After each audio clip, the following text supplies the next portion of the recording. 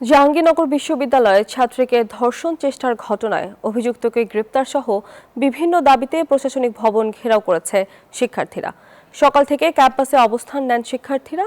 তাদের অভিযোগ, আলটিমেটাম শেষ হওয়ার পরও অভিযুক্তকে এখনও গ্রেপ্তার করতে পারেনি পুলিশ। এ অবস্থায় বিশ্ববিদ্যালয়ের প্রক্টরিয়াল বডিকে অবাঞ্ছিত ঘোষণা করেছেন তারা। এদিকে ঘটনায় 7 সদস্যের তদন্ত কমিটি গঠন করেছে প্রশাসন।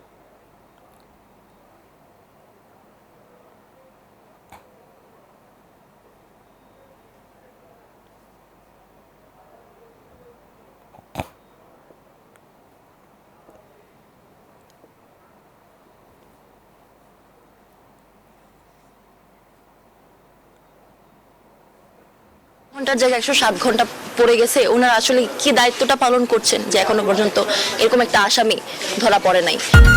আরে ঈদ লাগছে মনে, খুশির জোয়ার সবখানে। আরে ঈদ লাগছে মনে, বিকাশ পেমেন্ট সবখানে। রাষ্ট্রীয় 3টা বাহিনী, র্যাব, ডিবি এবং পুলিশ এই ঘটনাটা ডিল করছেন, কিন্তু তারপরও কেন একজন আসামিকে এখানে ধরা যাচ্ছে না? আমরা সেই দাবিতে, সেই জবাবদিহিতা চাইতে আমরা এখানে অবস্থান কর্মসূচি, অবরুদ্ধ কর্মসূচি ঘোষণা করেছি।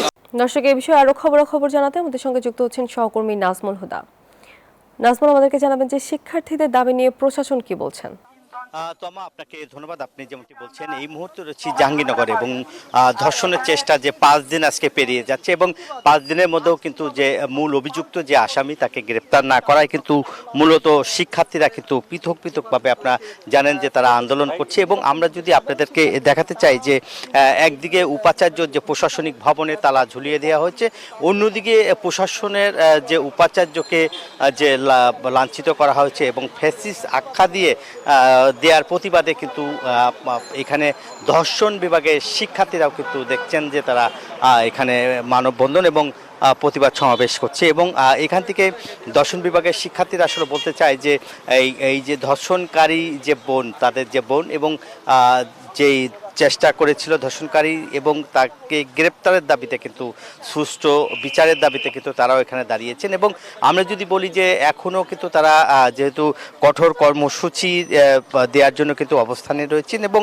বলা হচ্ছে যে যেহেতু 24 ঘন্টা নয় 48 ঘন্টা পেরিয়ে গেছে এবং তাদের যে আলটিমেটাম দেওয়া হয়েছিল সেই আলটিমেটাম দেওয়ার পরেই কিন্তু আপনারা জানেন যে তারা কিন্তু ধর্ষণকারীকে পুলিশ গ্রেপ্তার করতে পারেনি। এবং যেহেতু যে ছবিটি প্রকাশ হয়েছে সামাজিক যোগাযোগ মাধ্যমে এআই দিয়ে প্রথমে করা হয়েছে, সেটা নিয়েও কিন্তু যাচাই বাছাই চলছে এবং এখানে সিআইডি কাজ করছে। এছাড়াও বিভিন্ন গোয়েন্দা সংস্থা কিন্তু ধরতে তাদেরকে আসলে কাজ করা হচ্ছে। একদিকে আসলে এরা প্রতিবাদ করছে, অন্যদিকে আসলে দেখা যাচ্ছে যে উপাচার্যকে তার প্রশাসনিক ভবনে অবস্থান করছে। এছাড়াও আপনারা জানেন প্রক্টর এবং প্রক্টরিয়াল বডিকে পদত্যাগের দাবিতে কিন্তু তারা একটি আলটিমেটাম দিয়েছেন এবং অবাঞ্ছিত ঘোষণা করা হয়েছে। এই ছিল আমার কাছে জাহাঙ্গীরনগর বিশ্ববিদ্যালয়ের উত্তাল সর্বশেষ খবর। তমা। নাজমুল, ধন্যবাদ আপনাকে।